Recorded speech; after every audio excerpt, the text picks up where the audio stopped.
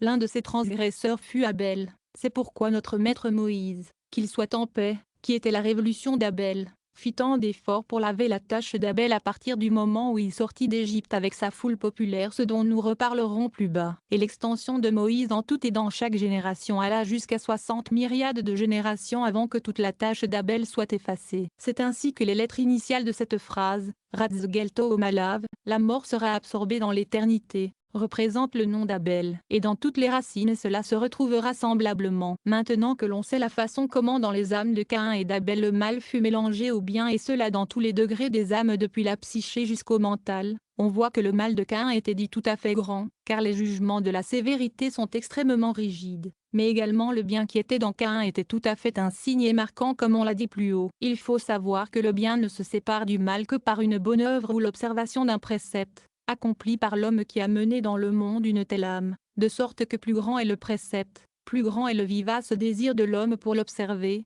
et plus grand s'élève en lui la force de séparation du bien d'avec le mal pour cette âme qu'il a sortie des écorces. Il l'élève alors jusqu'à l'épouse supérieure où elle est restituée et rénovée par l'union, puis vient dans le monde comme si elle était neuve. Voyez à ce propos la méditation touchant la prosternation sur la face et ce que nous en avons dit ci-dessus, et il introduit dans cette goutte spéciale la proportion des préceptes observés par l'homme, et par quoi la goutte est attirée, et la proportion même dans laquelle le bien se sépare du mal. Il est toujours tenu de commencer cette séparation lui-même pour que quelque chose du mal qui se cache en lui soit enlevé, autrement il ne peut sortir des écorces, et alors son bien avec un peu de son mal entre dans cette goutte. Mais ce mal, que son Père a séparé d'une telle âme n'est pas le mal entier, car il y reste une certaine étincelle de sainteté qui elle-même entre dans un corps et s'y purifie par la purification parfaite de degré jusqu'à ce qu'elle ait atteint un état de pureté tel que le mal soit d'un côté et le bien d'un autre. Ainsi dans ce bien premier qu'un tel homme attire à son Fils il reste encore une partie de mal qui ne sépare que par les bonnes œuvres que l'homme fournit lui-même. Et cependant la séparation complète du mal ne peut pas se faire même pour le plus juste des hommes et qui ne commettrait même pas un péché dans toute sa vie.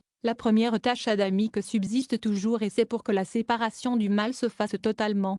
Et comme il y a un certain nombre de personnes qui ne se perfectionnent point ainsi, un grand nombre de révolutions leur est nécessaire. Ceux qui sont tout à fait absous, si bien qu'il ne leur reste rien de la tâche d'Adam, doivent être purifiés par la mort. À cela se rapporte ce qui est dit dans la Gémara de ces 4 hommes qui durant toute leur vie ne commirent point un péché. Parmi eux se trouve Isaïe père de David, et pour qui la mort fut indispensable par suite du conseil du serpent. Et bien que cela puisse paraître étonnant, par ce qui a été dit précédemment on peut cependant comprendre que, si eux n'avaient rien corrompu ni ajouté aucune tâche, ils n'emportaient pas moins la première faute du serpent fixée dans Adam, et qu'elle n'était pas encore restituée, de là la nécessité de la mort. Le résumé de tout cela est que les parties de bien comme les parties de mal qui existent dans toute âme sont soumises aux révolutions, jusqu'à ce que chacune s'en aille à la place qui lui est marquée, de sorte que tout le bien soit entièrement séparé en une part d'où l'homme qui la possède sera dit un juste parfait, et tout le mal dans une autre part et alors l'homme sera dit un méchant consommé. C'est ce dont parle le prophète Isaïe, 66. Verset 24, ils sortiront et verront les cadavres des hommes, leur ver ne mourra et leur feu ne s'éteindra point. Mais de ces méchants, dans lesquels il y a encore quelque chose de bon, il faut entendre ce passage de 2 Samuel, 14, verset 14, et il a pensé que le roi ne rappelle pas celui qui l'a banni. Un homme arrivé là peut se restaurer par les révolutions. Ce qui est à noter. Chapitre 32. En ayant terminé dans les précédents chapitres sur ce qu'il y avait à dire des révolutions par lesquelles le mal se sépare du bien et comment, j'ajouterai maintenant quelque chose ayant trait au 4e chapitre ci-dessus, sur la façon dont il faut comprendre ce qu'il y a décrit dans les Tikkunim, ou suppléments et les autres livres des kabbalistes, touchant les révolutions des 3 patriarches. Le même cas ne se présente que pour qu'un qui fut révolué en égyptien en Korak et en Jéthro, alors que beaucoup de ceux-là ou presque tous vivaient dans le même temps. Comment donc cela a-t-il pu se faire? La chose se passe comme il a été dit au chapitre 1er, c'est-à-dire que les âmes d'Adam protoplastes furent introduites dans Adam Bélial, de façon que le mal fut mêlé au bien, et que les membres des âmes adamiques fussent annexés et conjugués avec les membres semblables de l'Adam pervers. D'abord ce furent les membres supérieurs qui sortirent de ces écorces, pour que la restauration commençât par la tête et que celle des pieds fût subséquente, jusqu'à ce que par la génération dernière du roi Messie les talons des âmes fussent purifiés comme il est dit dans le psalmiste, 89. Verset 52, ils ont affligé de leurs outrages les pieds de ton Messie. Ce qui a fait dire à nos maîtres que l'impudence se multipliera autour des talons du Messie. Quand les pieds seront tout à fait purifiés, alors viendra le Messie. Comme il est écrit dans le Zohar à la section Pécou de folio 258, lorsque ces pieds reviendront, ce qui était dit sera accompli et ces pieds se trouveront en ce jour sur le mont des Oliviers. Il est clair que dans une génération on trouvera deux, trois ou plusieurs hommes issus d'une racine unique, par exemple s'ils sont issus des deux yeux, des deux oreilles ou des 5 doigts des mains ou des pieds, ou quelque chose de semblable. Également s'ils sont des vaisseaux ont des veines d'un unique membre, car ces parties sont tout à fait parentes. Ce qui fait qu'il ne faut pas s'étonner que nous ayons écrit ci-dessus que Rabbi fils de Shama, Abaja et Rabbi Dima de Néardéa soient tous de la même racine, et qu'ils soient tous contemporains.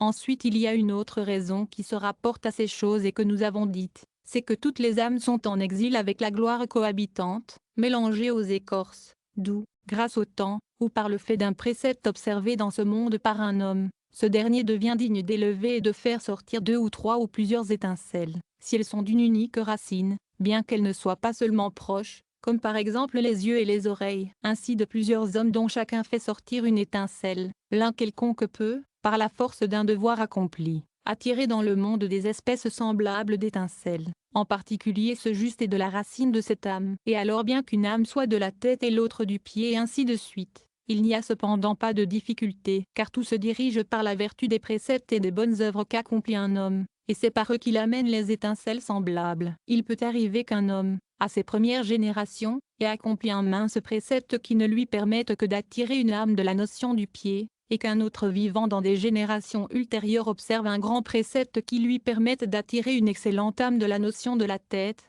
On voit donc qu'il n'y a pas d'ordre observé entre les âmes dans leur venue au monde. Comme les âmes excellentes sont plongées dans la profondeur des écorces et n'en peuvent sortir avant que se rencontre un homme de leur racine qui observe un précepte se rapportant à elle et capable de restituer la faute d'une telle âme, elles ont plus longtemps à attendre la venue d'un homme pareil. Cependant il y a des petites âmes et il se trouve des hommes qui observent un précepte qui se rapporte à elles, et aussitôt elles reviennent dans le monde pour leur première génération.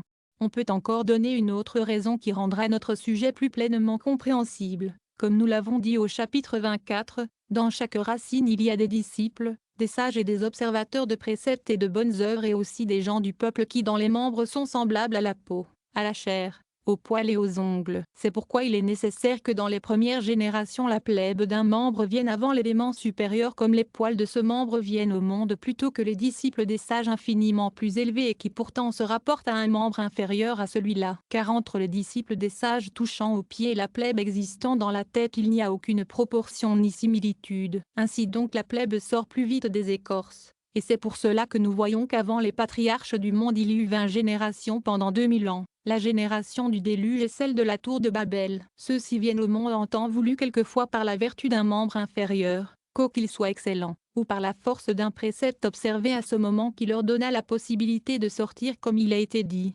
On donne aussi de cela une raison qui nous mène plus loin. Les âmes les plus viles précèdent les plus illustres, parce que ces dernières adhèrent d'autant plus fortement aux écorces qu'elles sont meilleures, si bien qu'un plus grand travail est nécessaire pour les en faire sortir. Il n'est donc point étonnant que dans ces générations on trouve des justes insignes, car il peut arriver qu'ils aient des âmes bien meilleures que celles de la plupart de ceux des premières générations. Cela fait aussi comprendre ce que disent nos maîtres qu'il n'y a pas de génération où ne se trouve quelques justes tels que furent Abraham, Isaac, Jacob et Moïse notre maître, qu'ils soient en paix, et Samuel le prophète, bien que dans la Gémara on dise que la génération ne devient pas meilleure, ce qu'il prouve par le fait que le temple réédifié par les ancêtres ne le fut pas par la postérité. Cela peut être entendu de la génération en tant que genre, mais si l'on examine la question au point de vue des hommes pris en particulier, il est possible que la génération s'améliore. Par exemple la génération moderne qui est la dernière venue et en qui se manifeste la sagesse de la vérité, c'est-à-dire la Kabbale,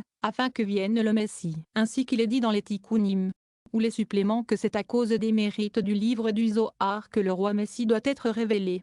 Cela se prouve encore parce que nous trouvons en beaucoup d'endroits qu'une voix cria du haut du ciel, « Hénen est digne de recevoir le Saint-Esprit comme Moïse et Josué mais la génération n'est pas digne qu'il vienne. » D'où il ressort que si l'on prend la génération en tant que genre il est vrai qu'elle ne devient pas meilleure, mais si on considère en espèces dans certains individus on peut dire qu'elle s'améliore. C'est pour cela qu'on peut trouver dans la Gémara que Rabbi Pinchef de Jaïr l'emporta sur Moïse notre maître, qu'il soit en paix, parce que de son temps la mer Rouge fut partagée en faveur des 60 myriades mais alors à cause d'un seul homme. Dans la suite, alors que du temps de Moïse la mer ne fut ouverte qu'une fois, elle le fut 3 fois. Aussi bien Rabbi Siméon bar Jochaï, le dernier des docteurs de la Mishnah, est glorifié de ce que Moïse ne savait pas émettre de lueur de la peau de son visage alors que lui le pouvait comme nous le voyons dans Hydra à la section Naso. De même Rabbi Akiba fils de Joseph, qui était né d'un prosélyte et était un des derniers des docteurs de la Mishnah fut tellement glorieux que voyant son horoscope Moïse trembla d'effroi et dit « Rien de mon œuvre ne reste autour du ministère de la loi ». Ainsi qu'il est écrit dans le livre des lettres de Rabbi Akiba. Tout cela apparaît très clair à tous ceux qui consentent à avouer la vérité et à examiner la chose avec profondeur. Nous reviendrons plus longuement sur ce sujet. Nous avons examiné assez en détail comment il se peut que les âmes excellentes viennent au monde dans des générations postérieures et les âmes moins hautes dans des générations antérieures. Nous avons exposé aussi comment 3 ou 4 étincelles ou plus peuvent être contemporaines, étant de la même racine. Il n'y a donc pas à s'étonner que Korak ou Corée et l'Égyptien et Jéthro aient été contemporains. Mais il y a encore une raison plus profonde en ce qui concerne ces 3 hommes. Sachant qu'il peut arriver, ce que nous avons déjà dit, que la psyché vienne dans un homme, l'esprit dans un second, et le mental dans un troisième, lesquels 3 sont cependant un homme tout à fait unique bien qu'il n'ait aucune consanguinité mais parce qu'ils tirent leur origine d'une seule racine. À un premier degré se trouve la psyché, à l'autre l'esprit, au troisième le mental. Et c'est ainsi que les choses se passent dans le présent cas. Caïn tenait en effet à la fois du bien et du mal, et il y avait en lui une psyché, un esprit et un mental. La psyché du genre mauvais se trouvait révoluée dans cet Égyptien que tua Moïse, mais la psyché du genre bon était révoluée dans Caïnan puis Maalaël, comme il est dit dans le Zohar à la section Truma. D'autre part, son esprit du genre mauvais était révolué dans Corée et comme l'esprit est supérieur à la psyché il s'ensuivait que la psyché était révoluée dans l'Égyptien et que l'esprit était en un certain juif, lequel était Corée bien que tous deux fussent du genre du mal caïnite. Par la suite l'esprit du genre bon fut restitué dans le prophète Samuel,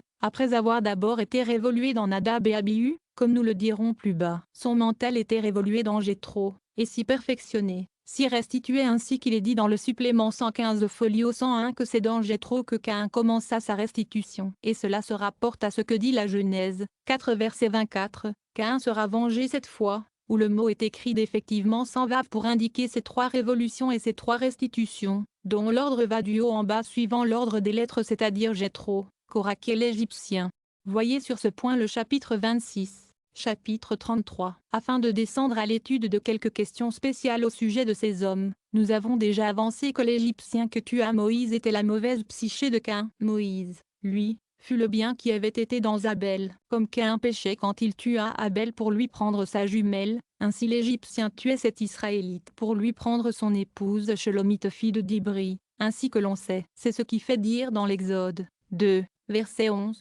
Et il voyait un Égyptien qui tuait un Hébreu. Ici, sous le mot Vahama, on ne peut pas entendre cet Israélite qui nomma le même Hébreu. Et si l'on dit qu'il fut son parent et de la même famille il n'en est point ainsi, car cet autre était de la famille de Dan, lorsque Moïse était de la tribu de Lévi. Le véritable sens est qu'il vit par l'Esprit Saint que cet Égyptien qui tuait un Hébreu tenait son origine de son frère c'est-à-dire de Caïn, de sorte que le mot Vahama doit être lu au moyen d'un kshirek et entendu de l'Égyptien qui était la révolution de Caïn. Ce qui est dit, qu'il se tourna d'un côté et de l'autre, est interprété par nos maîtres de la façon suivante. Moïse avait vu ce qu'il avait fait à lui-même dans sa maison et ce qu'il avait fait à lui-même dans le champ. Le sens est celui-ci, Moïse eut 2 visions. La première sur ce que cet homme faisait dans la maison au moment où il voulait faire violence à son épouse et la seconde, qu'il avait déjà commis le même péché quand il était encore Caïn, car alors cela arrivait à propos de son épouse, soit qu'il fût Abel, soit qu'il fût Moïse. Ainsi que nos maîtres vénérés interprètent ce passage de la Genèse, 4, verset 8. Et il arrivait quand ils étaient dans le champ, et où par chant ils veulent entendre l'épouse. Comme toutes ces révolutions lui venaient dans le but d'effacer cette tâche, Caïn, existant dans l'Égyptien, ajoutait au contraire à son premier péché de nouveaux délits, et c'est pour cette raison que Moïse le tua.